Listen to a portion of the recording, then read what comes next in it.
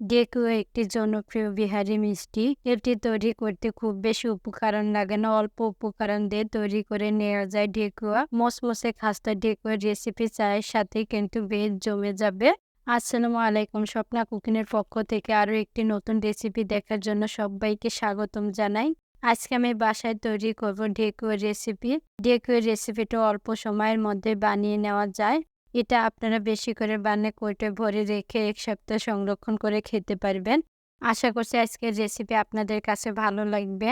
আপনাদের কাছে আমার অনুরোধ থাকবে ভিডিওটি স্কিপ না করে সম্পূর্ণটা দেখার চেষ্টা করবেন। চলুন তাহলে ঠেকুয়ার রেসিপিটি দেখে নেওয়া যাক।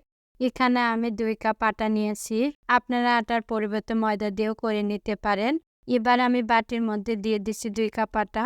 এখানে আমি ১ কাপ সুজি নিয়েছি। সুজিটা দিলে অনেক বেশি মুসমুসে হয় ঠেকুয়া, তাই আপনারা চেষ্টা করবেন সুজিটা দেওয়ার। এবার এখানে নিয়ে নিয়েছি চিনে বাদাম মিক্স। বাদামটা আমি প্রথমে ভেজে খোসাটা ছাড়িয়ে নেওয়ার পরে মিক্স করে নিয়েছি। যখন ঠেকুয়াটা খাবেন তখন কিন্তু বাদামের সুন্দর একটা ফ্লেভার পাবেন। আমি বাদামটা একটু দানা দানা রেখেছি, একবারে মিহি করি নাই। এবার দিয়ে দিচ্ছি স্বাদ মতো লবণ আর দিয়ে দিচ্ছি নারকেল কুড়া। নারকেল কুড়াটা দিলে ঠেকুয়াটা খেতে দারুণ লাগে। আর দিয়ে দিচ্ছি ১ চা চামচ ঘি। আমি ১ চা চামচ দিয়ে দিয়েছি। আপনারা চাইলে ঘিয়ের পরিমাণটা বেশি দিতে পারেন। এবার এর মধ্যে দিয়ে দিচ্ছি ছোট বাটির ১ বাটি সাদা তেল। আমি ঘি কম দিয়েছি তাই তেলের পরিমাণটা বেশি দিলাম।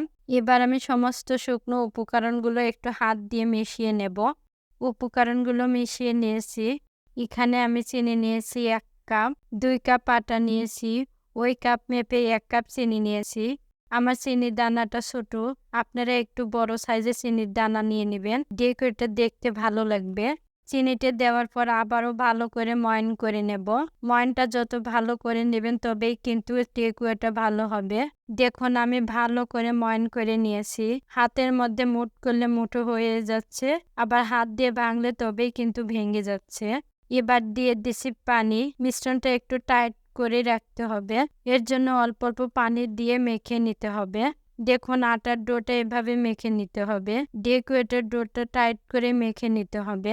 ঠেকুয়ার ডোটা রেস্টে রাখার কোনো দরকার নাই, সরাসরি ঠেকুয়াটা বানিয়ে নেব। এখান থেকে অল্প একটু মিশ্রণ নিয়ে নেব, হাতের মধ্যে নিয়ে লম্বা করে নেব। প্রথমে আমি গোল দিয়ে নিয়েছি, তারপরে লম্বা করে নিয়েছি। এবার আমি ডিজাইন করে নেব। এর জন্য নিয়েছি চাকু। চাকু উল্টো দিক কিন্তু কাটি না, চাকু দিয়ে মাঝখানে দাগ করে নেব। আমি চাকু দিয়ে সাজ করে নিচ্ছি, আপনারা কিন্তু চামচ দিয়ে সাজ করে নিতে পারেন। দেখুন আমি এরকম করে ডিজাইন করে নিলাম। এভাবে করে বাকি ঠেকুয়াগুলো বানিয়ে নেব। সবগুলো ঠেকুয়া বানিয়ে নিয়েছি। আগে থেকে তেলটা আমি গরম করে নিয়েছি। এবার আমি ঠেকুয়াগুলো দিয়ে দেব গরম তেলের মধ্যে।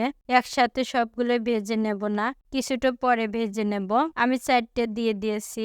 এ সময় চুলার আঁচটা লোতে করে দেওয়া আছে।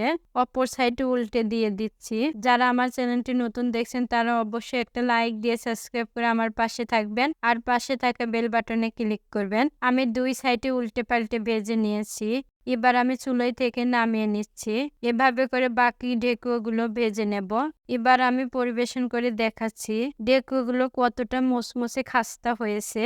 ঠেকুয়ার রেসিপিটা কেমন হলো তা কমেন্ট করে জানাবেন। ঠান্ডা হলে ঠেকুয়াগুলো শক্ত হবে, গরম থাকা অবস্থাতেই নরমই থাকবে।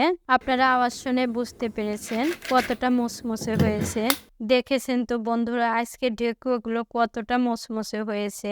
আশা করছি আজকের রেসিপি আপনাদের কাছে ভালো লেগেছে। যারা অলরেডি আমার চ্যানেলটি সাবস্ক্রাইব করে দিয়েছেন তাদেরকে জানাই অসংখ্য ধন্যবাদ। আল্লাহ হাফেজ।